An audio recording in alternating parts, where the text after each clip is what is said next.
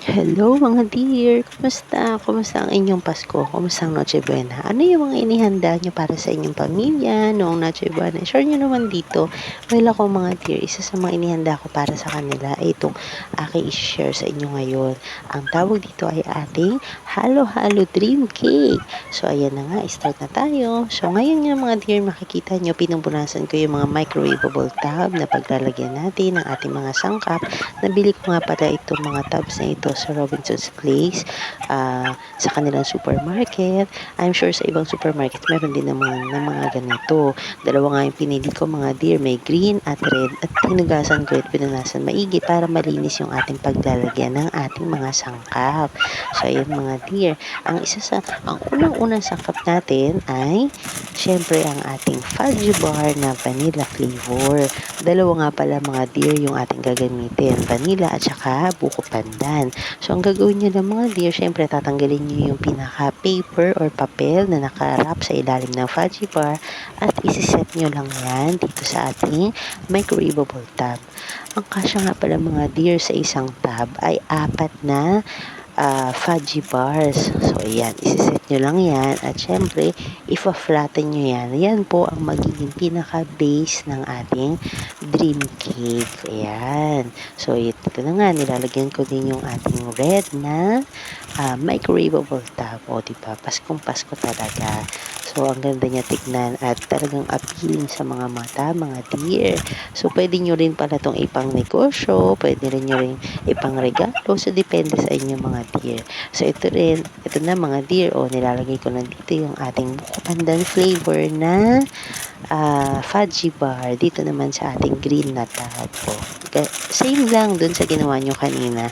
Ayan, i-flatten nyo lang din yan para hindi siya or para ma-absorb niya maigi yung mga ingredients na ilalagay natin sa kanya mamaya. Okay, so ayan. So okay na. Okay, ayan. So sa isang kawali naman mga dear, ilagay nyo ang inyong evaporated milk at 1/4 cup ng glutinous rice or giniling na bigas. Ayan, so hayaan nyo lang nang mag-set muna ang ating evaporated milk at glutinous rice. Halu-haluin nyo maigi kasi magdidikit-dikit yan. So, dahan-dahan ng paghalo, huwag nyo munang sisindihan ng apoy. Pagkatapos mga dear, ilagay nyo na ang inyong condensed milk. Ako kasi mga dear, gumamit ako ng Angel's Creme Densada. So, masarap din siya mga dear at talaga malinamnam kapag na isama na natin dun sa ating ibang mga ingredients. So, buksan nyo na yung apoy, mahinang-mahina lang yung kalan, buksan nyo at mahinang-mahina lang yung apoy at dahan-dahang haluin ang inyong mixture ng milk at yung condensada with glutinous rice. Ayan. So, pagkatapos, pag nakuha nyo na yung desired na lapot or thickness ang yung cream, pwede nyo nang ilagay yan doon sa tub na may fudgy bar. So, ayan. So, nilagyan ko na nga yung ating red tub at yung ating green tub. Okay. So, pagkatapos niyan mga dear, yan, meron din pala akong tub na pinaghalo ko yung vanilla at buko pandan flavor na fudgy bar. Ayan. So, pagkatapos nga pala niyan mga dear ay papakita ko naman mamaya sa inyo kung ano ang gagawin natin dyan sa ating tab na may fudgy bar. Okay.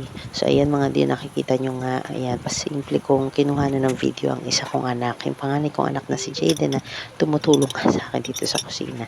Ayan. So, meron nga akong mga dear na mixture ng halo-halo,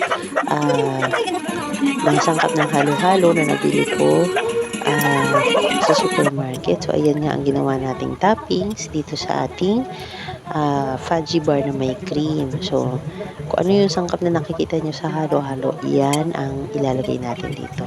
So, bumili din ako ng green at red na kaong at nata de coco para naman talagang Paskong Pasko ang itsura ng ating dessert. Nalagyan ko nga pala yan toppings na cheese para talagang masarap at appealing sa ating mga anak. Ayan. So, pag nakaset na ng ganyan mga dear, takpan nyo lang at ilagay nyo sa freezer.